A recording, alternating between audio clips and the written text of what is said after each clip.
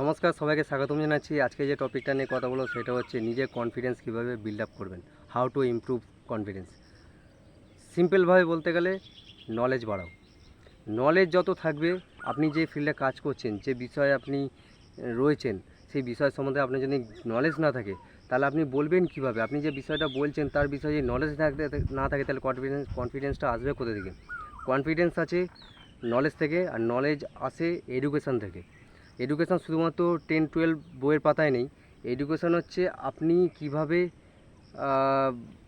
শিখছেন, আপনি কী সোর্স থেকে ইনফরমেশান গ্যাদার করছেন, সেটা ইম্পর্টেন্ট। আপনি যে কথাটা বলছেন সেই সম্বন্ধে আপনার আউট সব কিছু আপনি জানেন, এটা হচ্ছে নলেজ। তো যখনই আপনি এই নলেজটা আপনার মধ্যে থাকবে তখনই নিজে থেকে কনফিডেন্স চলে আসে। আরেকটা বিষয় হচ্ছে বডি ল্যাঙ্গুয়েজ হ্যাক, যেটাকে অনেকে কীভাবে বলতে হবে, বডি ল্যাঙ্গুয়েজ কীভাবে করতে হবে, কীভাবে আই টু আই কন্ট্যাক্ট করতে হবে, কীভাবে বলতে হবে, এইসব হয়ে যায়। যখন আপনি কনফিডেন্স চলে আসেন অটোমেটিকলি সেটা হয়ে যায়, ওটা সেকেন্ডারি, নো প্রবলেম। ফার্স্ট হচ্ছে নলেজ, দ্বিতীয় হচ্ছে বডি ল্যাঙ্গুয়েজ। যত নলেজ গ্যাদার করবেন তত আপনার মধ্যে কনফিডেন্স আসবে, তত আপনি বলতে পারবেন, তত অটোমেটিকলি সব কিছু ইন্টিগ্রেট হতে থাকবে, সব কিছু ঠিক হতে থাকবে। তো নলেজ গ্যাদার করতে থাকুন, আপনার ফিল্ড অনুযায়ী কনফিডেন্স আপনি বেড়ে যাবে।